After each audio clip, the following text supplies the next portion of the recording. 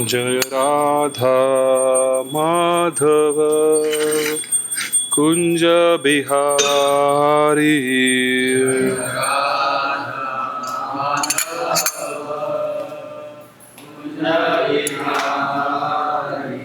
जय राधा माधव कुंज बिहारी।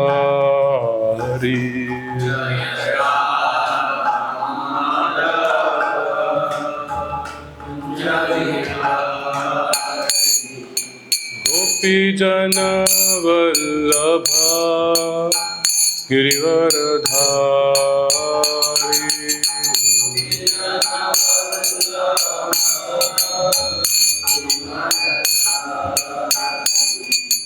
गोपी जन वल्लभा गिरिवरधारी।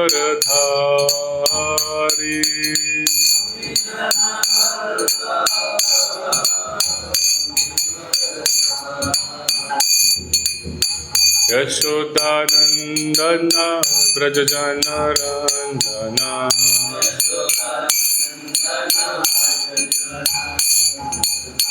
यशोदानंदन ब्रज जन रंजन।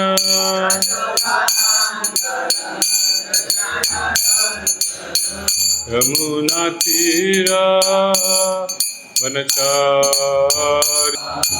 यमुना तीरा वनचारी।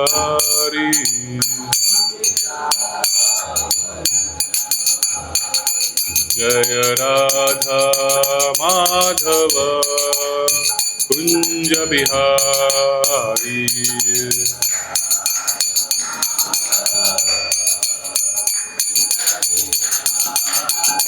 जय राधा माधव कुंज बिहारी।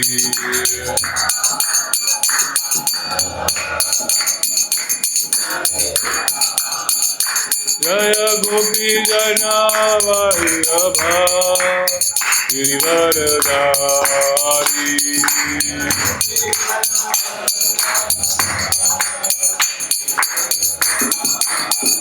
जय गोपी जना वल्लभा गिरिवरधारी।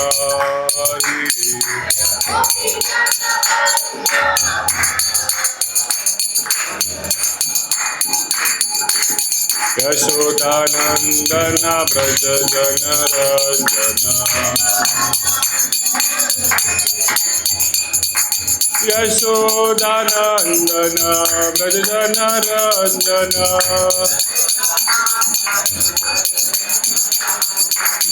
यमुना तीरा वनचारी।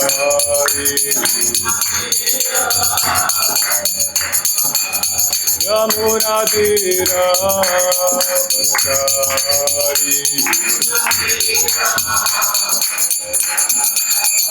जय राधा माधव कुंज बिहारी।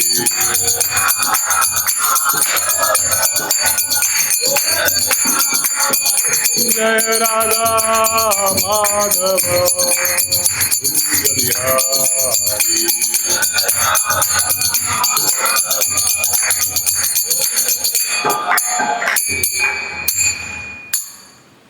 श्री राधा माधव की, श्री नाम संकीर्तन की, श्रील प्रभुपाद की।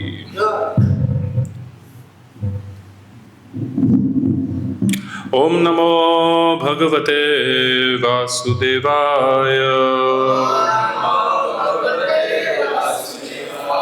ओम नमो भगवते वासुदेवाय। ओम नमो भगवते वासुदेवाय।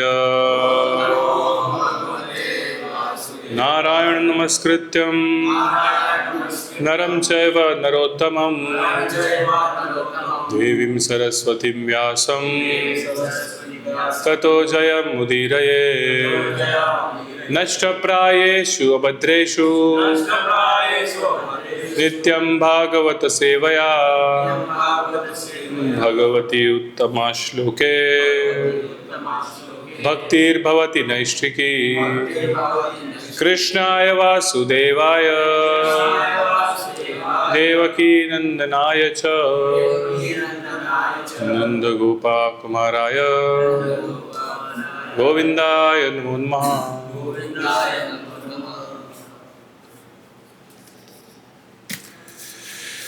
हम पढ़ रहे हैं स्कंद 1 अध्याय 12 सम्राट परीक्षित का जन्म, श्लोक संख्या 31 और 32। 31 में परपट नहीं है तो मैं सिर्फ पढ़ता हूँ और उसके बाद 32 नंबर जो है आप मेरे पीछे दोहराइए।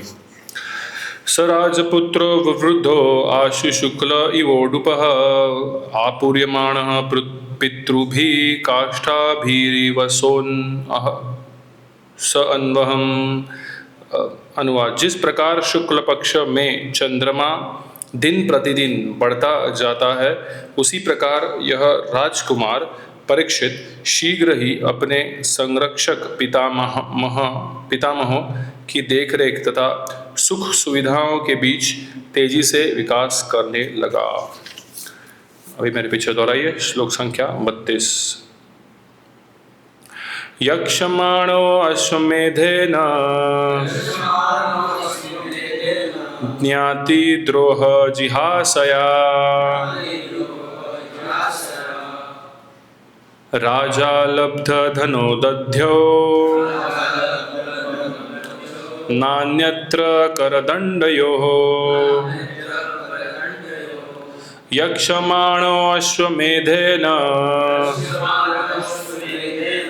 ज्ञातिद्रोह जिहासया राजा लब्ध धनो दध्यो नान्यत्र करदण्डयोः। यक्षमाणो अश्वमेधेन ज्ञातिद्रोह जिहासया राजा लब्ध धनो दध्यो नान्यत्र करदण्डयोः। Please recite.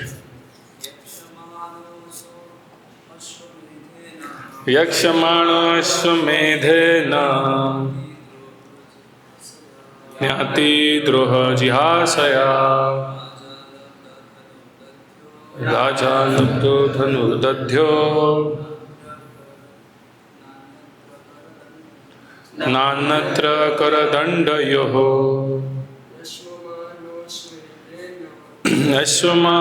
अश्वमेधेन ज्ञातिद्रोह जिहासया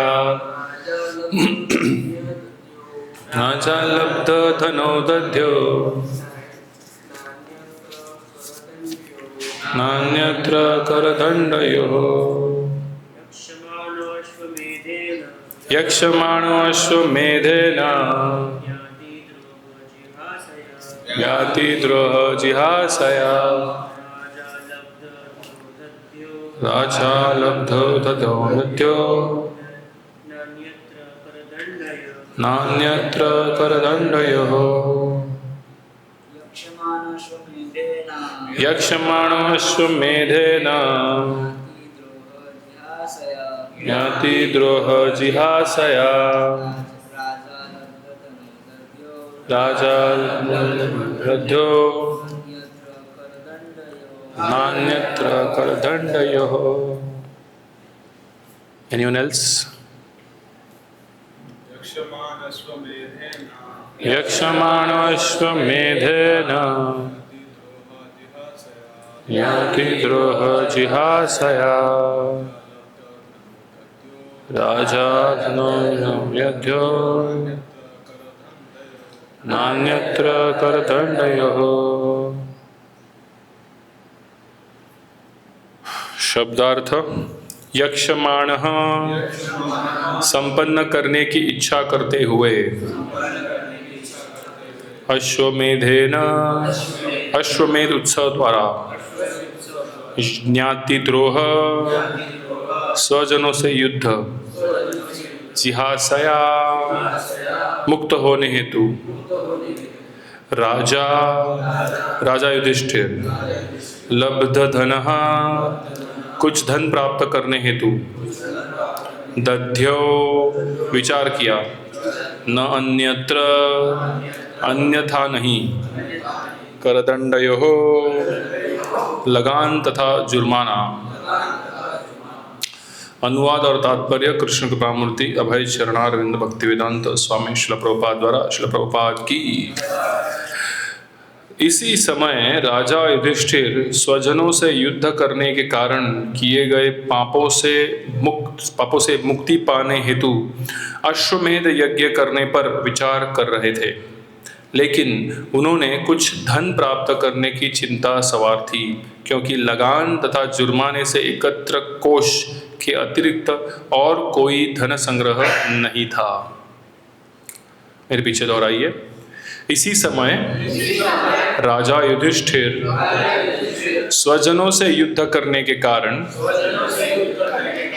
किए गए पापों से मुक्ति पाने हेतु अश्वमेध यज्ञ करने पर विचार कर रहे थे, लेकिन उन्हें कुछ धन प्राप्त करने की चिंता सवार थी, क्योंकि लगान तथा जुर्माने से एकत्र कोष के अतिरिक्त और कोई धन संग्रह नहीं था। तात्पर्य: जिस प्रकार ब्राह्मणों तथा विप्रों को राज्य की तरफ से कुछ आर्थिक सहायता का अधिकार मिला हुआ था, उसी प्रकार राज्य के कार्यकारी अध्यक्ष को अधिकार था कि वह नागरिकों से कर तथा जुर्माने एकत्र करे। कुरुक्षेत्र के युद्ध के पश्चात राजकोष खाली हो चुका था, अतएव कर तथा जुर्माना संग्रह के अलावा कोई अतिरिक्त निधि नहीं था। ऐसा कोष मात्र राज्य व्ययों के लिए ही पर्याप्त था तथा और कोई निधि न होने के कारण राजा चिंतित थे कि किसी अन्य विधि से वे अधिक धन प्राप्त करें, जिससे अश्वमेध यज्ञ संपन्न हो सके। महाराज युधिष्ठिर इस यज्ञ को भीष्मदेव के आदेशानुसार संपन्न करना चाह रहे थे। ओम अज्ञानतिमिरान्धस्य ज्ञानाञ्जनशलाकया चक्षुरुन्मिलितं येन तस्मै श्रीगुरुवे नमः। श्रीचैतन्यमनोभीष्टं स्थापितं येन भूतले स्वयं रूपा कदा मह्यं ददाति स्वपदान्तिकं। वन्देऽहं श्रीगुरौ श्रीयुतापदकमलं श्रीगुरून् वैष्णवांश श्रीरूपं सागरजातं सहगण रघुनाथान्वितं तं सजीवं साद्वैतं सावधूतं परिजनसहितं कृष्णचैतन्यदेवं श्रीराधा कृष्णपादान् सहगण ललिता श्रीविशाखावितांश। नमः ओं विष्णुपादाय कृष्णप्रेष्ठाय भूतले श्रीमते भक्तिवेदांत स्वामिन् इति नामिने। नमस्ते सारस्वते देवे गौरवाणी प्रचारिणे निर्विशेष शून्यवादी पाश्चात्य देशतारिणे। नमः ओं विष्णुपादाय कृष्णप्रेष्ठाय भूतले श्रीमते भक्ति सिद्धांत सरस्वती इति नामिने। श्रीवार्षभानवी देवी दायिताय कृपाद्वये कृष्ण संबंध विज्ञान दायिने प्रभवे नमः। माधुर्योज्वल प्रेमाढ्या श्रीरूपानुगा भक्तिदा श्री गौर करुणा शक्ति विग्रहाय नमस्ते। नमस्ते गौरवाणी श्रीमूर्तये दीनतारिणे रूपानुगा विरुद्धा अपसिद्धांत ध्वांतहारिणे। नमो गौर किशोराय साक्षात् वैराग्य मूर्तये विप्रलंबारसाम्बोधे पादाम्भोजाय ते नमः। नमो भक्ति विनोदाय सच्चिदानंद नामिने गौरशक्ति स्वरूपाय रूपानुगा वरायते। गौर आविर्भाव भूमि स्वाम निर्देष्ट सज्जन प्रिया वैष्णवा सार्वभौम श्री जगन्नाथाय ते नमः। वाञ्छाकल्पतरुभ्यश्च कृपा सिन्धुभ्य एव च पतितानां पावनेभ्यो वैष्णवेभ्यो नमो नमः। नमो महावदन्याय कृष्ण प्रेम प्रदायते कृष्णाय कृष्ण चैतन्य नामिने गौर कृष्णे नमः। पंचतत्वात्मकं कृष्णं भक्तरूपा स्वरूपकं भक्तावतारं भक्ताख्यं नमामि भक्तशक्तिकम्। हे कृष्ण करुणा सिंधु दीनबंधु जगतपते गोपेशा गोपिका कांत राधा कांता नमस्ते। जयतां सुरतौ पंगोर्म मंद मतिर्गति मत्सर्वस्व पादाम्भोजौ राधा मदन मोहनो दिव्यानंदारण्य कल्पद्रुमाद श्रीमद् रत्नागार सिंहासनस्थौ श्रीमद् राधा श्रील गोविंद देव पृष्ठालिभि सेव्यमानो स्मरामि श्रीमान् रासरसारंभी वंशीवट ततसित कर्षन् वेणु स्वनिर्गोपित गोपीनाथाय श्रीयस्ना तप्त कांचन गौरांगी राधे वृंदावनेश्वरी वृषभानुसुते देवी प्रणमामि हरिप्रिये। जय श्री कृष्ण चैतन्य प्रभु नित्यानंद श्री अद्वैत गदाधर श्रीवासादि गौर भक्त वृंद हरे कृष्णा कृष्णा कृष्णा हरे हरे हरे राम राम राम हरे हरे हरे कृष्णा। तो ये श्लोक आ रहा है, ये श्लोक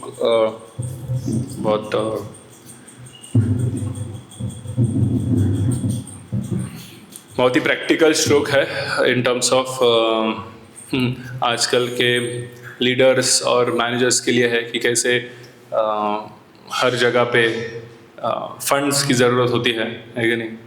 कोई भी कार्य करने के लिए, कोई भी चीज़ संपन्न करने के लिए एंग्जाइटी रहती है फंड्स की। यहाँ पे युधिष्ठिर महाराज वही सोच रहे हैं।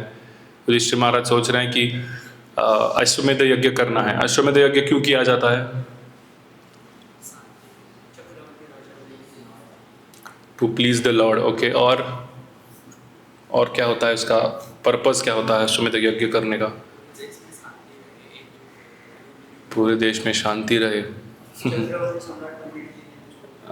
चक्रवर्ती सम्राट ही अश्वमेध यज्ञ करता है। जनरली अश्वमेध यज्ञ किया जाता है, यहाँ पे लिखा है ना, आपको सोचने की जरूरत नहीं है, सब एकदम ऐसे अपने तुक्के मार रहे हैं। तो क्लियर कट लिखा हुआ है क्यों करना चाहते थे। हाँ, लिखा है ना, इसी समय राजा युधिष्ठिर स्वजनों से युद्ध करने के कारण किए गए पापों से मुक्ति पाने हेतु अश्वमेध यज्ञ करने पर विचार कर रहे थे। और ये विचार क्यों आया? बिकॉज किसने एडवाइस दिया था? भीष्मदेव ने। यहाँ मेरे को स्टोरी पता है कि जैसे ही युद्ध खत्म हुआ तो युधिष्ठिर महाराज जो है बहुत दुखी महसूस कर रहे थे या खुद को दोषी मान रहे थे कि ये सब नरसंहार जो हुआ है उसका जो दायित्व है किसने लिया था? युधिष्ठिर महाराज खुद ले रहे थे। ऑल्दो नरसंहार क्यों हुआ था? क्यों हुआ था नरसंहार?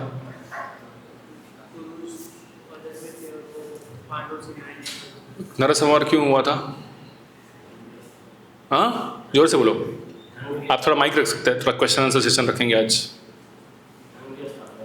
धर्म की स्थापना करने के लिए। Very nice. और टू द स्पेसिफिक मेरे को आंसर चाहिए। नरसंहार क्यों हुआ था?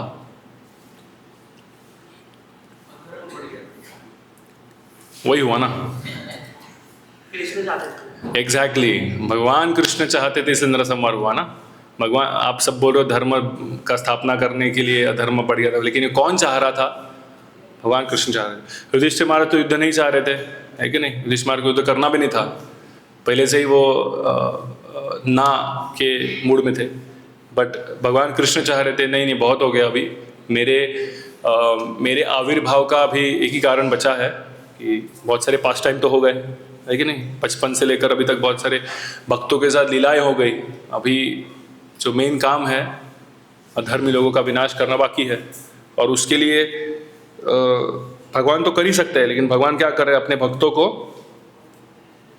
को मौका दे रहे हैं। निमित्त मात्र भव सब्यसाची, अर्जुन को कहते हैं ना कि तुम निमित्त बनो, ऑलरेडी मैंने सबको मार ही दिया है। तो भगवान चाहते थे, इसलिए क्या हुआ? युद्ध हो रहा है, नरसंहार हुआ। लेकिन युधिष्ठिर महाराज इतने भक्तों का एक क्वालिटी होता है कि generally he is ready to take the ownership, owners मतलब दायित्व लेने के लिए रेडी है।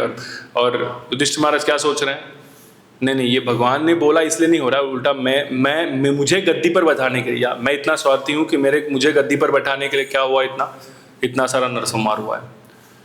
तो इसलिए वो दुखी थे। और फिर भगवान कृष्ण को बहुत कुछ समझाने का प्रयास किया, बट वो नहीं माने, उनको संतुष्टि नहीं मिल रही थी। फिर भगवान कृष्ण बोले ठीक है, अभी चलो तुम भीष्म पितामह के पास, वही आपको एक राजा और राजा का कर्तव्य क्या होता है और धर्म के ऊपर क्या करेंगे आपको टिप्पणी देंगे। फिर पूरा वो वर्णन आता है जहाँ पे भीष्म पितामह शैया पर, बाणों के शैया पर लेटे हुए और पांडव जाते हैं और भीष्म पितामह युधिष्ठिर महाराज को संबोधित करते हैं। तो उसके बाद जो है ये अभी ये वर्णन आता है कि युधिष्ठिर महाराज के कहने के ऊपर ये अश्वमेध करने यज्ञ करने के लिए रेडी हुए हैं। हम देखते हैं जब भी बलि महाराज ने इंद्र को डिथ्रोन कर दिया था, इंद्र को अपने पद से च्युत कर दिया था और खुद बैठ गए थे, है कि नहीं? स्टोरी सुना है ना, बलि महाराज ने पूरा इंद्र के राजधानी पर कब्जा कर लिया था। फिर तभी भी जो वामन देव कभी प्रकट होते हैं जब भी उनको पता चलता है कि अभी बलि महाराज क्या कर रहे हैं, अश्वमेध यज्ञ कर रहे हैं, तो बचाने के लिए आ जाता है। वैसे ही हम पृथु महाराज की स्टोरी देखते हैं। पृथु महाराज की स्टोरी में ऐसा बताया, पृथु महाराज भी बहुत सारे यज्ञ कर रहे थे, 99 यज्ञ हो गए, 100 यज्ञ होते तो क्या होता है, इंद्र की प्राप्ति होती है, इंद्र की पोजीशन की प्राप्ति होती है। तो जो ऑलरेडी इंद्र बैठा हुआ है वो विचलित हो गया, अरे पृथु महाराज यज्ञ कर रहे हैं, अभी वो इंद्र बन जाएंगे तो कैसे होगा। तो 99 यज्ञ हो गए, 100 यज्ञ चल रहा था और पृथु महाराज इंद्र क्या करते हैं, आके घोड़ा चुरा लेते हैं। लेकिन अश्व मीन्स घोड़ा चुरा लेते हैं और बहुत पहले चुरा लेते हैं, फिर वापस पृथु महाराज का बेटा जाके वापस लेके आता है, वापस चुराते हैं। फिर फाइनली ब्रह्मा जी आते हैं, पृथु महाराज को बोलते हैं अभी बस हो गया, जाने दो, छोड़ दो, इंद्र इनसिक्योर फील कर रहा है, आप अश्वमेध यज्ञ करना छोड़ दो। पृथु महाराज सुन लेते हैं भगवान का, ब्रह्मा जी का। तो हम देखते हैं अश्वमेध यज्ञ बहुत जगह पे वर्णित है, आगे के बहुत सारे कैंटोज में आता है। इवन भगवान राम ने भी अश्वमेध यज्ञ किया था, तो युधिष्ठिर महाराज भी करना चाहते हैं। लेकिन ये अश्वमेध यज्ञ मतलब क्या होता है, पता है किसी को?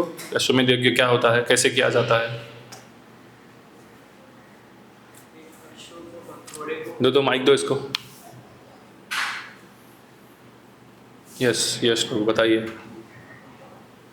तो एक घोड़े के आप पे लिखा होता है कि ये इसको बुलाओ, राजा को बुलाओ, और वो रैंडमली मतलब पूरा भ्रमण करता है, और अगर उसको एंट्री एग्जिट हो गया, मतलब वो जो एरिया है उसको जो ओनर है उसने स्वीकार कर लिया कि जो घोड़ा राजा है तो उसको एक्सेप्ट कर दो। अगर रोकता है या किडनैप करता है तो उसके पीछे सेना चल रही है, तो फिर वो उसे चैलेंज करती है और एक फाइट फाइनल हो जाता है। बराबर। तो अगर जैसे हम देखते हैं ना, बहुत सारे प्रांत है, बहुत सारे किंगडम्स थे वैदिक संस्कृति में। अनफॉर्चुनेटली अंग्रेज़ों के काल में वो सब लुप्त हो गए।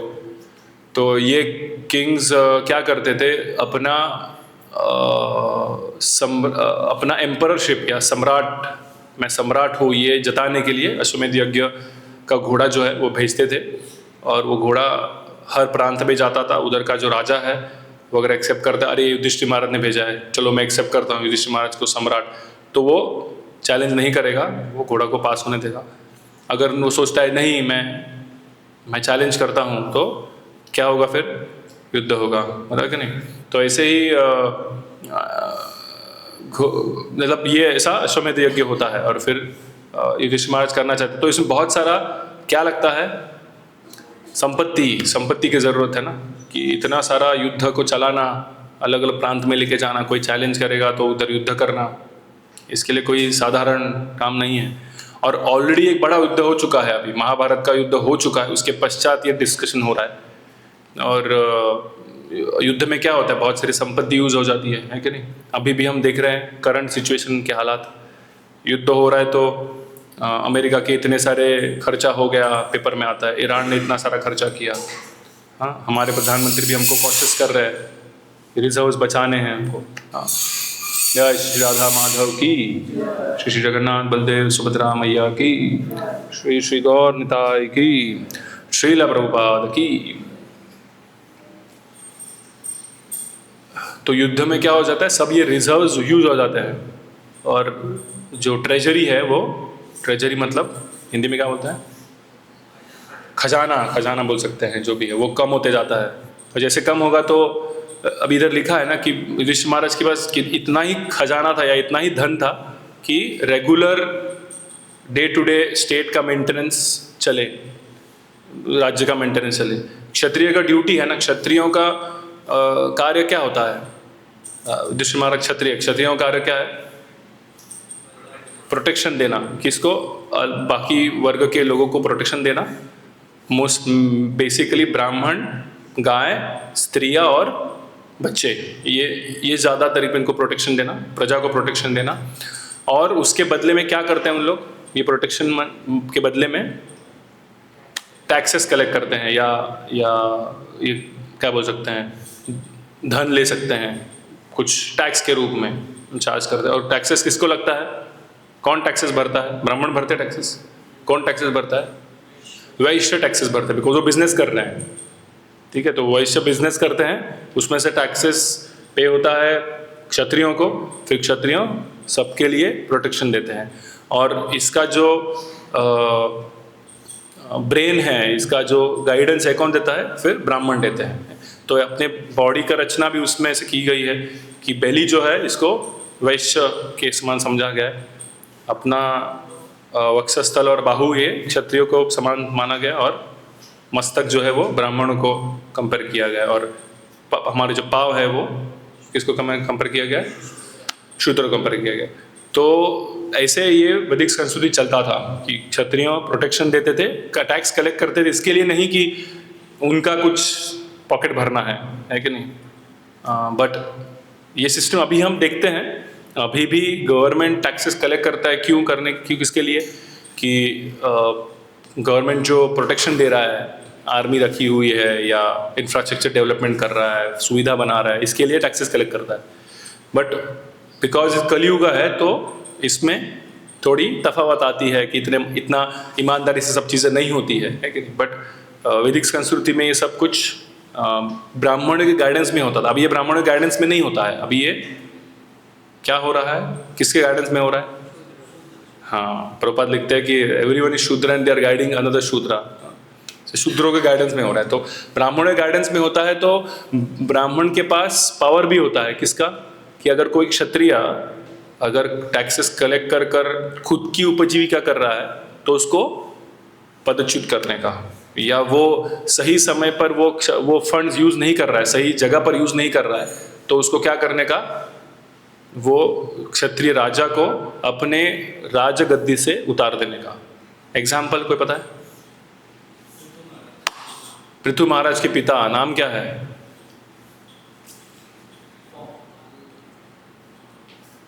नाम क्या है पृथु महाराज के पिता का? किंग वेण, अंग के पुत्र वेण। सो ये वेण राजा ऐसे ही थे। किंग अंग जो था ये भी बहुत पायस था और बहुत नेक राजा थे। वो भी सैक्रिफाइसेस करते थे, उपजीविका सबकी करते थे। लेकिन जो उनका पुत्र हुआ उसके लक्षण वेण के पहले से ही बहुत सही नहीं थे, और ये ब्राह्मण देख रहे थे। बट अभी अंग जब भी रिटायरमेंट ले गए तो ऑटोमेटिकली वेण को गद्दी पर बिठाना है। लेकिन वो बचपन से ही ये उसकी टीन एज में, यंग एज में ही कैसे थे?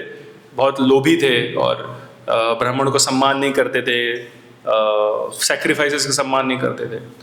बट टाइम के हिसाब से जब भी अंग राजा ने वानप्रस्थ ले लिया तो वेण को बैठना पड़ा। बैठ गया वो खुद ही। लेकिन जैसे ही वो बैठ गया उसने क्या किया? ब्राह्मणों को सम्मान देना बंद कर दिया, ब्राह्मणों को दान देना बंद कर दिया, यज्ञ रुकवा दिए और सब एंजॉयमेंट के पीछे लग गया। तो ब्राह्मणों को पता चला कि ये सब अभी क्या है, इससे क्या होगा? उथल पलट होगी। किंगडम अच्छा नहीं रहेगा, उसका मेंटेन नहीं रखा जाएगा। बिकॉज राजा जो प्रोटेक्शन दे रहा है या जो मेंटेन कर रहा है वही क्या कर रहा है? वो लोभी बन गया है और वो लोगों को लुबाड़ रहा है। तो कैसे हो जाएगा? वो एक युधिष्ठिर को क्वेश्चन पूछा गया ना यक्ष के द्वारा, है ना, कि जो संरक्षण करता है फेंस इसकी खेत का संरक्षण कर रहा है वही क्या बन जाता है? भक्षक बन जाता है। तो इसका सब मतलब ये यहाँ पे आ जाता है वर्णन की वो राजा ही क्या बन रहा है? खुद भक्षक बन रहा है, या खुद बन गया था, मतलब वेण राजा। तो फिर ब्राह्मणों ने डिसाइड किया कि अभी नहीं, इसको डिथ्रोन करना पड़ेगा। फिर उसको मंत्रों द्वारा उसको मार दिया गया, वेण को मार दिया गया। और जैसे ही वेण को मारा फिर अभी सिचुएशन खड़ा हो गया। अभी देखो, एक तो राजा होता है, राजा क्या करता है? प्रोटेक्शन देता है। मतलब जो गलत लोग हैं या जो उपद्रव मचाने का प्रयास कर रहे हैं किंग राज्य में, उनको दमन करता है कि नहीं। हमने एग्जाम्पल देखते हैं परीक्षित महाराज के लिए कि जैसे उन्होंने देखा कि कली ये बैल को और गाय को मार रहा है तो उन्होंने क्या किया, तुरंत जाकर कली को पनिश किया। बट यहाँ पे जब भी उनको समझा कि अभी वेन ही कुछ सपोर्ट नहीं कर रहा, वेन को तो मारना पड़ेगा, अभी वेन को मारने के बाद तो राज्य कैसा हो गया, राज्य तो राजा विरहित हो गया ना, राजा है ही नहीं अभी कोई। फिर उनके आगे और एक समस्या आ गई, अभी किसको राजा बनाना है। फिर उन्होंने वही प्रोसेस आता है मंत्र के हिसाब से, उन्होंने वेन का बॉडी जो है वो चर्न किया, और वो चर्निंग में से कौन आए बाहर, पृथु महाराज, जो भगवान के खुद ही एक अवतार थे। और पृथु महाराज को फिर राजगद्दी दिया गया। तो जब वेड जब ये ऐसे उपद्रव मचा रहा था या सिस्टम के अगेंस्ट गया था, एक क्षत्रिय ड्यूटी के अगेंस्ट गया था, तो भूदेवी भी, भूमि देवी जो है वो भी बोलती है कि मैंने अपने सब रिसोर्सेस छुपा लिए थे। तो राजा जब भी पापी बन जाता है या वो ब्राह्मणों के टिप्पणियों को या मार्गदर्शन को फॉलो नहीं करता, तो भूदेवी भी क्या करती है, अपने जो रिजर्व्स है वो सब छुपा देती है। मतलब क्या होता है, ड्रॉट पड़ जाता है या कोई ज़मीन में से अच्छे से उत्पन्न नहीं आएगा, ज़मीन में पानी नहीं लगता है कि नहीं। तो ये सब नेचुरल कैलेमिटीज आना चालू हो जाता है। फिर जब ही पृथु महाराज को वापस किंग बनाया गया, तो पृथु महाराज जैसे ही भूमि देवी का आह्वान करते हैं तो भूमि देवी पूरी स्टोरी बताती है। फिर पृथु महाराज पूरा, वो स्टोरी है आई थिंक चौथे स्कंद में है, शायद चौथे या पांचवें स्कंद में ये वर्णन आता है कि पृथु महाराज कैसे भूमि देवी को बताते हैं वो कौन है, और फिर हल चलाते हैं, और फिर भूमि देवी को पता चलता है कि उत्पन्न करती है, फिर फल फूलने लगता है, सब कुछ सब जगह पे खुशहाली फैल जाती है। क्यों? बिकॉज एक राजा कैसा है, पुण्यवान है। तो ये अश्वमेध यज्ञ करना और ये राजाओं के लिए क्यों इम्पोर्टेंट था, एक तो हमने इसमें पढ़ा जैसे अपने पापों से मुक्त होने के लिए, इतने सारे पाप क्या किए है अभी इधर, पाप एक्चुअली पाप ऐसा कुछ है नहीं, भगवान के आदेशों पे क्या हो रहा है, नरसंहार हो रहा है, एक्चुअली पाप नहीं है। लेकिन युधिष्ठिर महाराज सोच रहे हैं कि मैंने पाप किया इसलिए मेरे को अश्वमेध यज्ञ करने को बोल गया। एक्चुअली दूसरा कारण भी है कि क्या है, सोवरेनिटी, मतलब सम्राट बनाने के लिए, युधिष्ठिर महाराज का अधिपत्य जगाने के लिए कि ये सम्राट है, चक्रवर्ती सम्राट है, इसको बिठाने के लिए ये से सही कारण हो सकता है। तो ऐसे यहाँ पे वो अश्वमेध यज्ञ करने का पूरा वर्णन आता है, और उसके लिए फिर उनको ट्रेजरी चाहिए था। और जैसे अर्जुन का दूसरा नाम आता है ना, अर्जुन का नाम क्या है, धनंजय। मतलब क्या है उसका, जिसने धन अर्जित किया, किसके लिए, अपने अपने अपने भाई के लिए। युधिष्ठिर महाराज राजा के सम्राट के लिए उन्होंने अलग अलग प्रांतों में जाके धन अर्जित किया, ठीक है। तो इससे वो क्या है, ट्रेजरी फिल करते हैं, फिर ये अश्वमेध यज्ञ होता है और सब आगे सब चीज़ें बढ़ती हैं। बट यहाँ पे बहुत इंपॉर्टेंट चीज़ आती है ये समझने की कि कैसे वैदिक संस्कृति में पापों से मुक्त होने के लिए अश्वमेध यज्ञ किया जाता है। बट हमारे अभी चैतन्य महाप्रभु आए हैं, चैतन्य महाप्रभु ने इसके ऊपर क्या बोला है, 5 चीज़ें हैं जो वर्जित है कलयुग में, इसमें से एक है अश्वमेध यज्ञ। 5 चीज़ें हैं जो कलयुग में वर्जित है, वैदिक संस्कृति में लिखी हुई है 5 चीज़ें। किसको पता है कौन सी 5 चीज़ें हैं? जो पता है बताओ। संन्यास आश्रम ग्रहण करना, ये वर्जित है। और वही मतलब अश्वमेध यज्ञ हो गया ना, घोड़े की बलि देना मतलब अश्वमेध यज्ञ। और क्या है तीसरा?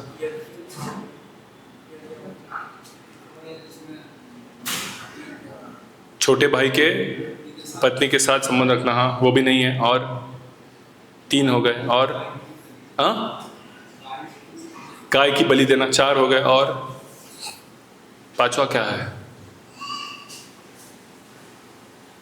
होमवर्क, मुझे भी नहीं पता है तो ऐसे 5 चीज़ें हैं जो चैतन्य महाप्रभु कहते हैं कि ये वर्जित है कलयुग में। उसमें से एक है अश्वमेध यज्ञ, अलाउड नहीं है कि आपके पाप आप करते हैं। क्योंकि युधिष्ठिर महाराज कह रहे हैं, मैं एक परपट पढ़ता हूँ जहाँ पे युधिष्ठिर महाराज खुद कह रहे हैं ये सब मुमकिन नहीं है। ये वर्णन आता है पहले स्कंद में 8वां अध्याय ये 8वां अध्याय मतलब लगाओ इसमें 8वां अध्याय।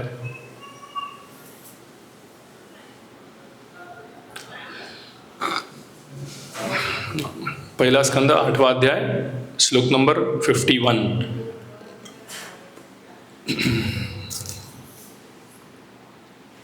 तो क्या यहाँ पे परपट में प्रभुपाद लिखते हैं, युधिष्ठिर महाराज परफॉर्म दिस अश्वमेध यज्ञ, but he thinks that even by performing such yajnas, it is not possible to get relief from the great sins committed. In war, either the husband or brother or even the father or sons to go to fight. And when they are killed, a fresh enmity is created. And thus a chain of action and reactions increases, which is not possible to be counteracted even by the thousands of Ashwamedh Yajna. ये कुंती महारानी के प्रयास में आता है। कुंती महारानी कहती है कि कृष्ण को बोलती है तुम मत जाओ। क्यों बोलते हैं मत जाओ करके? क्योंकि अभी वो बोल रहे कि इतने सारा नर संहार हुआ है, ऑलरेडी हमारे दुश्मन थे, हमने इतने लोगों को मारा है और दुश्मन बढ़ेंगे। यही यहाँ पे प्रभुपाद लिख रहे हैं, तो अभी तुम मत जाओ, ऐसे कुंती महारानी प्रे कर। तो एक्सप्लेनेशन प्रभुपाद लिख रहे हैं कि युधिष्ठिर महाराज को भी पता था कि अश्वमेध यज्ञ करने से क्या होने वाला है, ये पापों से मुक्त नहीं होने वाले हो, राइट। सो इसलिए ये तो चलो, ये तो द्वापर युग था जहाँ पे महाभारत चल रहा है, बट इन कलयुग स्पेशली इट इज़ कम्प्लीटली वर्जित है अश्वमेध यज्ञ करना चाहिए, तो महाप्रभु ने क्लियरली बोला हुआ है। तो इसलिए फिर कलयुग में मेथड क्या है? हरि नाम संकीर्तन। कौन सा श्लोक आता है? नास्ते एवं नास्ते एवं नास्ते एवं गतिर अन्यथा। दूसरा भी श्लोक आता है, हरे कृष्ण महामंत्र बोलने के बाद क्या श्लोक आगे? इति षोडशक नाम नाम कली कल्मष नाशनम नातः परतर उपाय सर्व वेदेश दृष्टते। और सब वेदों में कौन बोल रहा है श्लोक? ब्रह्मा जी बोल रहे हैं नारद मुनि को कि मैंने पूरा वेद पढ़ लिया, लेकिन इससे बेहतर उपाय इस कलयुग में नहीं है। देन चैंटिंग हरे कृष्णा कृष्णा कृष्णा हरे हरे, हरे राम राम राम हरे। तो इतना सरल है, इतना सरल हमको करके दिया है। बट जनरली क्या होता है कि तो इसके लिए हाँ, ये जनरली क्या होता है, लोग जब भी कलयुग में है या कर्मी लोग हैं, उनको ज़्यादा चिंता किसकी रहती है? धन अर्जित करने की, या जैसे युधिष्ठिर महाराज यहाँ पे सोच रहे हैं कि मुझे धन चाहिए किसके लिए? अश्वमेध यज्ञ करने के लिए। वैसे इन सामान्य जन जो भी है वो भी मनी पर डिपेंड है, लेकिन वो भी एक तरीके का हमको अंडरस्टैंडिंग होना चाहिए। हर एक जन क्या सोचता है कि मेरे पास पैसा है तो मैं क्या करूँगा, मैं मेरा प्रोटेक्शन कर सकता हूँ, है कि नहीं? मैं प्रोटेक्शन होगा या प्रोटेक्शन किया जाएगा क्योंकि मेरे हाथ में कुछ तो है ना, है कि नहीं? तो इसलिए प्रभुपाद कहते हैं कि there should be dependence on Krishna. मैं लेक्चर सुन रहा था हिज होलीनेस कदम कानन स्वामी महाराज को, कह रहे हैं कि हम बचपन से लेकर आज तक हम अगर हमारा जीवन देखेंगे, हाँ, हर एक जन अपना अपना जीवन के बारे में सोचेंगे, तो कितना आसान है समझना कि कृष्णा हमको कैसे मेंटेन कर रहे हैं। जब हम एकदम शिशु थे, नवजात शिशु थे या कंप्लीटली हमारे माँ के ऊपर डिपेंडेंट थे, तभी प्रभुपाद भी अपने परपट में लिखते हैं, as soon as there is a birth of a child there is a milk in the breast. Immediately Prabhupada बोलते हैं, and who provides that? Prabhupada बोलते हैं, मतलब just before your birth there was no milk. तभी milk नहीं था, लेकिन जैसे बच्चे का, नवजात शिशु का पैदा होता है, माँ के स्तन में क्या आता है? मिल्क आता है। तो कौन बना रहा है वो? प्रभुपाद पूछते हैं, who is providing for? Of course भगवान ने बनाया है। और इतना ही नहीं, अभी चलो हम माँ पे डिपेंडेंट है, हम बड़े होते हैं, हाँ, पहले 10 साल या 12 साल या 15 साल हम अपने माता पिता पे डिपेंड रहते हैं, सब कुछ प्रोवाइड हो रहा है उनसे। बट जैसे ही हम थोड़े टीन एज में जाते हैं या बाहर घूमना चालू करते हैं, मदर फादर के ऊपर डिपेंडेंस कम हो जाता है। फिर हमें लगता है कि नहीं, हम खुद को मेंटेन कर रहे हैं, इजंट इट? लेकिन लगता है कि नहीं कि अभी मदर फादर की ज़रूरत नहीं है। जनरली टीनेज में ऐसा ही फीलिंग आता है ना हमको कि अभी मैं सब समझ सकता हूँ, पूरी दुनिया जीत लिया है मैंने है कि नहीं? And then we think that we can manage everything. पर हम लोग खुद के ऊपर डिपेंडेंस रखना चाहते हैं, बट खुद के ऊपर डिपेंड रखना मतलब हमारे सेंसेस और हमारे इंद्रियों पर काबू रखना है, इंद्रियों पर सही क्या बोल सकते हैं, डिपेंडेंट रहना। बट ये इंद्रिय भी हमको कभी सहयोग नहीं देती, कभी भी फेल हो सकती है। हम देखते हैं ना कि कोई यंग एज में ही कभी किसी को पैरालिसिस हो जाता है, किसी का किडनी फेल हो जाता है, किसी का कुछ और हो जाता है। तो इधर भी उनकी इंद्रिया क्या कर रही है, धोखा दे रही है, बराबर कि नहीं। तो जिस पे हम डिपेंड होना चाहते हैं, बचपन से लेकर आज तक हम मदर फादर पे डिपेंड, खुद पे डिपेंड थे, अपने कभी रिलेटिव्स पे डिपेंड करते हैं। बट ये सब कैसे हैं, ये डिपेंडेंस रखने वाले चीज़ नहीं है, ये खुद ही अस्थाई है। श्लोक आता है ना भागवतम में, देह अपत्र कलत्रादिषु आत्मसन्नेस असत स्वपी। तो ये असत, ये सब कैसे हैं, असत मीन्स, सत मीन्स एटर्नल, असत मीन्स ये भी धोखेबाज है लोग कि कभी भी छोड़ के जा सकते, कभी भी हाथ छोड़ेंगे हमारा, हम उनके ऊपर डिपेंड हैं लेकिन वो कभी भी हमारा हाथ छोड़ सकते हैं। तो इसलिए हमको ज़्यादा डिपेंडेंस किसके ऊपर रहना है, भगवान के ऊपर रहना है, क्योंकि वो हमको प्रोवाइड कर रहे हैं हर चीज़। जब भी बच्चा पैदा होता है उसको मिलने से, या प्रभुपाद जैसे कहते हैं चींटी से लेकर हाथी तक सबको प्रोवाइड किया जा रहा है। कौन दे रहा है प्रोविजन, इस प्रोविजन कौन कर रहा है, भगवान कर रहे हैं। तो हमारा डिपेंडेंस भगवान के होना चाहिए कि मारे कृष्ण राखे के, राखे कृष्ण मारे के, कि इतना डिपेंडेंस होना चाहिए। क्योंकि भगवद गीता में एक श्लोक आता है, बहुत अच्छा श्लोक है, 4 अध्याय का 22वां श्लोक, यदृच्छालाभ संतुष्टो द्वंद्वातीतो विमत्सरः सम सिद्ध असिद्ध च कृत्वापि च न निबध्यते। He who is satisfied with gain which comes on its own accord, who is free from duality and does not envy, who is steady in both success and failure, is never entangled although performing actions। तो हम बहुत अच्छे से लिखा है कि one who is satisfied with the gain which comes on its own accord। अगर हमारे जीवन में लिखा है कि कर्मों में है कि ये चीज़ें मिलने वाली है तो मिलेगी, नहीं मिलने वाली तो नहीं मिलेगी, कर्म के हिसाब से चलेगा, है कि नहीं। तो उसके लिए we should not be more anxious. जैसे यहाँ पे श्लोक में वर्णन आता है कि युधिष्ठिर महाराज थोड़े एंशियस थे धन इकट्ठा करने के लिए, किसके लिए, बिकॉज अश्वमेध यज्ञ करना था। बट हम देखते हैं हम ऐसे नहीं, बट कलयुग में जो कंडीशन जीव है या कर्मी लोग हैं, उन लोग बहुत एंग्जाइटी पूर्वक रहते हैं कि क्या कितना मैं धन अर्जित कर सकता हूँ, कितना मेरा बैंक बैलेंस हो रहा है, कितना मैं तिजोरी में रखा हूँ, कितने में ज़ीरो बढ़ाते जाता हूँ, इसके पीछे लगे रहते हैं। कितना मैं सब पे डिपेंड है, गोल्ड पे डिपेंड रहता है, स्टॉक मार्केट पे डिपेंड रहता है कि नहीं, मैं कितना इन्वेस्ट करूँ। एक्चुअली इन्वेस्टमेंट कहाँ पे होना चाहिए, इन्वेस्टमेंट हमारा ज़्यादा से ज़्यादा भगवान के नाम में होना चाहिए, भगवान की ये वाणी में होना चाहिए, इधर इन्वेस्ट होना चाहिए कि इसके ऊपर मैं डिपेंडेंट हूँ। नहीं तो ये सब चीज़ों में रखेंगे इन्वेस्टमेंट तो हमारा क्या होगा, क्या होगा, फ्रस्ट्रेशन होगा, फ्रस्ट्रेशन। बिकॉज ये सब चीज़ें कुछ समय के बाद लुप्त होने वाली है, कुछ समय के बाद दूर जाने वाली है। हम कितने सारे एग्जाम्पल देखते हैं, अलेक्जेंडर का एग्जाम्पल देखते हैं। अलेक्जेंडर इतना सब कुछ कॉन्कर करने के बाद भी मरते समय तक उसने खुद ने बोला कि मेरे हाथ कॉफिन के बाहर रखो ताकि लोगों को समझे मैं कुछ लेके नहीं जा रहा हूँ। भगवद गीता से हमें ये समझने मिलता है कि ज़्यादा से ज़्यादा डिपेंडेंस हमारा किस पे होना चाहिए, भगवान की वाणी पर होना चाहिए। कि कैसे भगवान हमको बता रहे हैं कि ये सब चीज़ें असत है, डिपेंडेंस किसके ऊपर रखो, भगवान के वाणी पर रखो।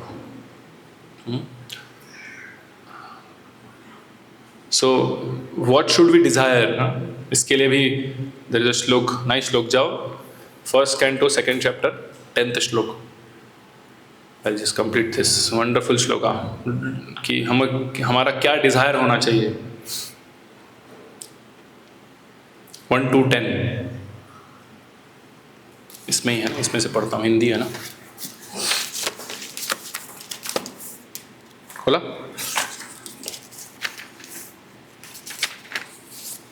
श्लोक है, कामस्य नेन्द्रिय प्रीति लाभो जीवेत यावता जीवस्य तत्व जिज्ञासा नार्थो यच्छेह कर्म भी। क्या कह रहे हैं, देखो भगवान बताए जीवन की इच्छाएं इंद्रिय तृप्ति की ओर लक्षित नहीं होनी चाहिए। मनुष्य को केवल स्वस्थ जीवन की ही या आत्म संरक्षण की कामना करनी चाहिए। क्योंकि मानव तो परम सत्य के विषय में जिज्ञासा करने के निमित्त बना है। मनुष्य के कर्मों का इसके अतिरिक्त अन्य कोई लक्ष्य नहीं होना चाहिए। तो मनुष्य को केवल स्वस्थ जीवन की या आत्म संरक्षण की कामना करनी चाहिए। मतलब जितना प्रभुपाद कहते हैं, eat that much to keep the body and soul together. इतना हमको ग्रहण करना चाहिए जितने से हम बॉडी मेंटेन कर सकें। ओवरबोर्ड होता है कभी कभी। और ईटिंग मतलब not only just food, eating food, but accumulation of सब कुछ। पैसा हो गया या डिपेंडेंस ऑन रिलेटिव्स, ये वो 10 चीज़ें घूमती रहती हैं हमारे मन में। तो ये इधर भागवतम कह रहा है कि एक्चुअली हमारा ये कर्तव्य है ही नहीं। हमारा तो कर्तव्य क्या है? परम सत्य के विषय में जिज्ञासा करने के निमित्त बना रहा है, और मनुष्य के कर्मों का इसके अतिरिक्त अन्य कोई लक्ष्य नहीं होना चाहिए। कितना डायरेक्ट है, there is no ambiguity. Direct बोला है भागवतम ने कि और कोई लक्ष्य होना नहीं चाहिए, है कि नहीं? So we should desire only self preservation की लेकर कि healthy life and self preservation to the point कि हमको इंक्वायरी करने को मिलना चाहिए। अगर इंक्वायरी नहीं हो रहा है और हम अगर ज़्यादा इंद्रिय तृप्ति के पीछे लगे हुए हैं, या तो हम किसके लिए कैसे काम कर रहे हैं? 3 एनिमल्स को कंपेयर किया गया है। कौन है 3 एनिमल्स बताइए? भागवतम या प्रभुपाद अपने लेक्चर्स में 3 एनिमल्स को कंपेयर करते हैं। कौन कौन है 3? हाँ, गोखर नहीं, वो श्लोक नहीं है, और एक है श्लोक जिसमें 3 एनिमल्स को कंपेयर किया गया है। ऐसे इंद्रिय तृप्ति के पीछे भागते हैं। सबसे पहला एग्जाम्पल है, यस, डॉग की हॉग बोल रहे हो? डॉग नहीं है, डॉग उसमें है नहीं। सबसे पहले आता है विडभुजा, विड वराह। विड वराह मतलब प्रभुपाद एग्जाम्पल देते हैं, भगवान प्रभुपाद एक्सप्लेन करते हैं। वराह 2 तरीके के होते हैं। एक होता है वो जंगल में जिसके दांत होते हैं, पता है ना, जंगल वराह मतलब सुअर, समझ आ रहा है ना? और विड वराह मतलब जो क्या खाता है, जो गांव में रहता है और जो सब गंदी चीज़ें खाता है, हाँ, उसको कंपेयर किया गया विड वराह। दूसरा है उष्ट्र। उष्ट्र मीन्स कौन बताएगा? उष्ट्र मीन्स एक स्वीट एक्स्ट्रा मिलेगा, एक स्वीट एक्स्ट्रा मिलेगा। उष्ट्र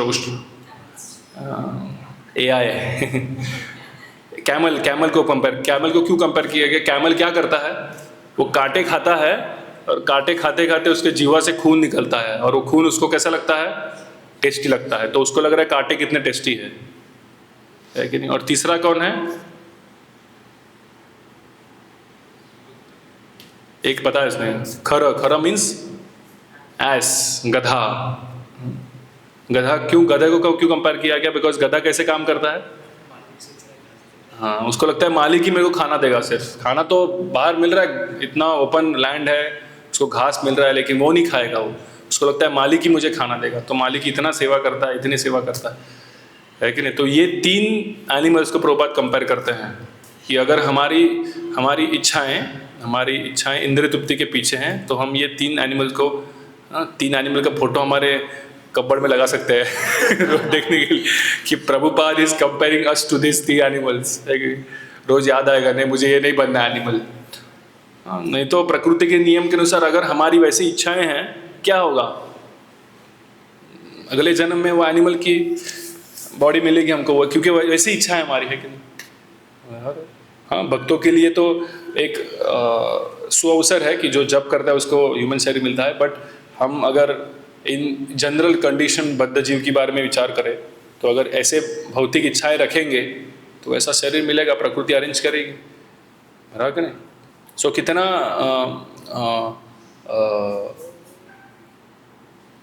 भयानक है ना कि उष्ट्र का जीवन मिलना, या गधे का जीवन मिलना, या सुअर का जीवन मिलना, है कि नहीं? क्योंकि उसके वो बॉडी में तो हमको कुछ लाभ है ही नहीं, सेल्फ रियलाइजेशन का कुछ चांस है ही नहीं। धक्के खाना है, वहाँ पे भी जन्म मृत्यु जरा व्याधि सब, वो बॉडी में भी फिर तकलीफें हैं। सो डेंजरस टू खुद के पाँव पे कुराड़ी मारने जैसा हो गया।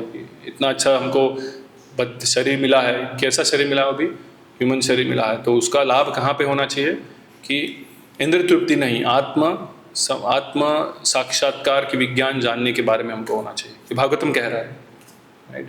सो ये हमें याद रखना चाहिए, अदरवाइज बहुत कठिन है समय। ऐसे बहुत सारे युद्ध होंगे, बहुत सारे मटेरियल भौतिक जीवन में तकलीफ़ें आएंगी, बट बद्ध जीव ह्यूमन शरीर मिलना बहुत बहुत बहुत कठिन है, रेयरेस्ट ऑफ रेयर। हरे कृष्णा। किसी का कोई प्रश्न, कोई टिप्पणी? यस, माइक दीजिए इसको, इधर इधर गणेश को। बताया था कि अर्जुन धनंजय हर जगह से धन ला के दिया, तो किंग्स के पास से लाया, और महाभारत में सारे क्रिकेट वॉरियर्स तो चले गए थे ना, कोई बचा ही नहीं। अरे वॉरियर्स मर गए थे, उनके किंगडम थोड़ी बंद हो गए थे। तो ऐसा कैसे हो सकता है? इसलिए लिखा है ना कौन मरे, कहाँ पे लिखा है ना कौन मरा, वहाँ पे लिखता है ना भागवत में। अभी ये श्लोक में वर्णन आता है, मेल्स ज़्यादा से ज़्यादा मेल्स मर गए, पूरी औरतें और बहुत सारे वैश्य आके लड़ते नहीं हैं, है कि नहीं? ब्राह्मण आके लड़ते नहीं हैं, क्षत्रिय लड़ते हैं, बाकी के समाज के लोग रहते हैं। पोजीशन उनसे धन अर्जित करके लेके आए ना। किंगडम क्या ये नहीं हुआ था क्या, क्या बोलते हैं, न्यूक्लियर बॉम्ब नहीं गिरा था, सब एक साथ मर गए, क्षत्रिय मरे थे सिर्फ। समझ में आया? ऐसे युद्ध होता था, नरसंहार हुआ था, किसका? क्षत्रियों का। ठीक है, और माइक में बोलिए प्लीज। एक्स्ट्रा एफर्ट्स जो करते हैं, तो 3 प्राणियों का कंपैरिजन किया। गधा सुअर कैसे, क्या एक्स्ट्रा एफर्ट करता है, कुछ बोल सकते हो? सुअर का इच्छा क्या होता है? प्रभुपाद बोलते हैं इसके बारे में। सुअर का इच्छा क्या होता है? हाँ, मेटिंग के लिए सुअर क्या करता है, प्रभुपाद एक डिटेल में एक्सप्लेन करते हैं। सुअर का इच्छा होता है गंदी चीज़ खाना, ठीक है, जो ह्यूमन वेस्ट है और सबका। तो प्रभुपाद इतना डिटेल में बोलते हैं कि इवन ह्यूमन वेस्ट में इतना ज़्यादा तरीके के वेस्ट में, जो ऐसा नहीं कि सब वेस्ट होता है, उसमें बहुत सारा ऐसे पदार्थ होता है जो तुम्हारे बॉडी को ये बना देते हैं। क्या बनाते हैं? स्टाउट बना देते हैं। स्टाउट मतलब समझता है? हाँ, तो जब भी सुअर ये सब वेस्ट खाता है तो हट्टा कट्टा बन जाता है। समझ में आ रहा है? और हट्टा कट्टा बनने के बाद उसकी इच्छा क्या रहती है? फिर अभी हट्टा कट्टा एनर्जी आ गया तो एनर्जी की तरफ तो डालना है, तो इसकी इच्छा बनती है फिर मेरे को मीटिंग करना है। तो ये कंडीशन बद्ध जीव का इच्छा रहता है। भौतिकवादी लोगों का इच्छा क्या रहता है? वर्ड श्लोक का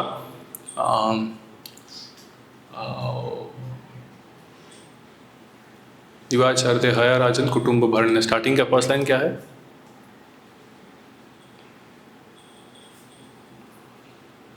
यार मुझे एक मिनट, मुझे क्लियर कर बोला है भौतिकतावादी लोगों की इच्छाएं क्या रहती है।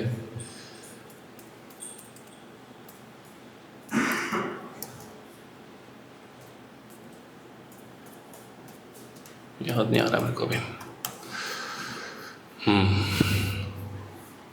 निद्र्या रियते नक्तम व्यवायन च वायवः दिवाचार्ते हया राजन कुटुंब भरणवा। निद्रा रियते रक्तम, निद्रा रात को क्या करते हैं? एक तो सोना है या फिर व्यवायन वायवा। व्यवाय मीन्स सेक्स लाइफ, ये 2 चीज़ है। दिवाचार्ते हया राजन, दिवा मीन्स दिन में क्या करते हैं? अर्थे, पैसा कमाना है, या फिर कुटुंब भरणवा। इतना ही उनका इच्छा रहता है, दिन में पैसा कमा के कुटुंब का पोषण करो और रात में एक तो सो लो या फिर सेक्स लाइफ लियो। इतने बाजू में उनका जीवन घूमते रहता है। तो ये एग्जाम्पल इससे आता है, किससे? हॉक से आता है। ये हॉक ऐसे ही करता है ना, दिन में सिर्फ खाओ और रात को किधर सेक्स मिल रहा है, ये उसका इच्छा है, खाने को किधर मिल रहा है, सेक्स है, बस दोनों चीज़ें अच्छी इच्छा रहती है। तो इसलिए कंपेयर किया गया। गधे का एग्जाम्पल दिया गया, एक्स्ट्रा परिश्रम डालना, बराबर। और उष्ट मतलब कैमल का एग्जाम्पल दिया गया है कि परिश्रम तो करता है, लेकिन परिश्रम करके क्या कर रहा है? मैं कल प्रभुपाद के लेक्चर सुन रहा था, प्रभुपाद एक हिंदी कहावत बताते हैं, हाँ क्या है वो, दिन की डाकिनी रात की वाघिनी, सुना है? दिन की डाकिनी रात की बाघिनी, पलक पलक दिन कटकटे, ऐसे नहीं, पलक पलक लहू चूसे। दिन की डाकिनी मतलब डायन होती है ना, बच्चों का खून चूसती है। दिन में वो डायन है और रात में कौन है? वो टाइग्रेस है। किसको कंपेयर किया गया है? वाइफ को, ठीक है, हाँ बराबर है। तो ऐसा कंपेयर है, तो वो बताया गया कि ऐसा, और दिन पलक पलक पलक लहू चूसे। लहू मतलब खून, खून चूसते।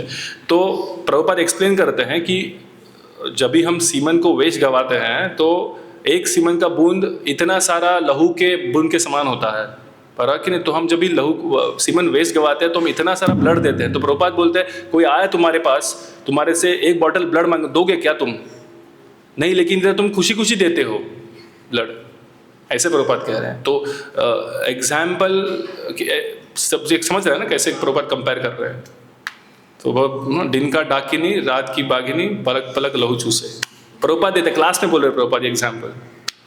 सो ऐसा हम समझ सकते हैं उसको। यस,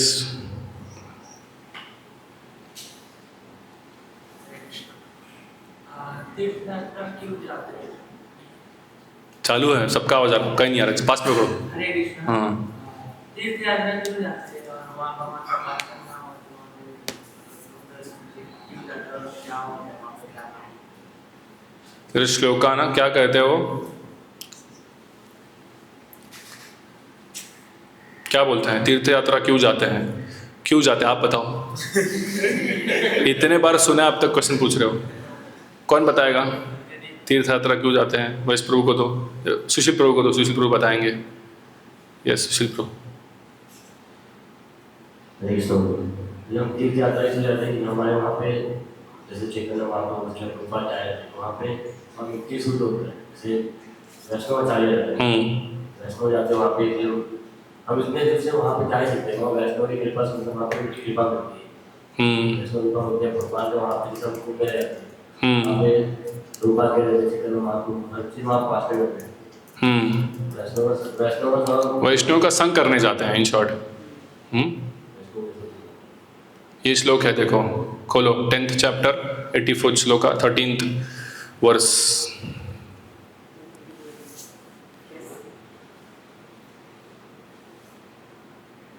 हाँ जाओ ना, 10 84 13, 10वां कैंटो 84 चैप्टर 13 श्लोक। समझो ना, अभी पूरा आंसर तो समझ लो।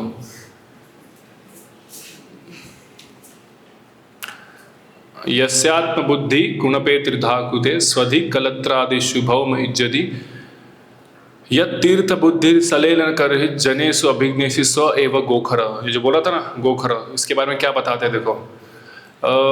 मैं सिर्फ वो पढ़ रहा हूँ जिसका इसने पूछा है। Who sees a place of pilgrimage as merely water there, but who never identifies himself with, feels kinship with, worship, or even visit those who are wise in spiritual truth, such a person is no better than cow and ass। तो तीर्थ यात्रा में जाके हम सिर्फ डुबकी लगा के आ गए तो हम क्या हो जाएंगे? गोखर, गधे की तरह हो जाएंगे। तो जाते किसके लिए है? हमको वैष्णव को सुनने जाना है, समझ में आया? वहाँ पे जाके हम, ये लिखा है ना, दोज हु इवन विजिट्स, मतलब नो लिखा है, but who never visits those who are in wise spiritual truth. तो हमारा उद्देश्य क्या है? हम लोग को वहाँ पे जाके वैष्णव को सुनना है, धाम वासियों से सुनना है, ठीक है? हरे कृष्णा। अंतराल श्रीमद् भागवतम की, श्रील प्रभुपाद की।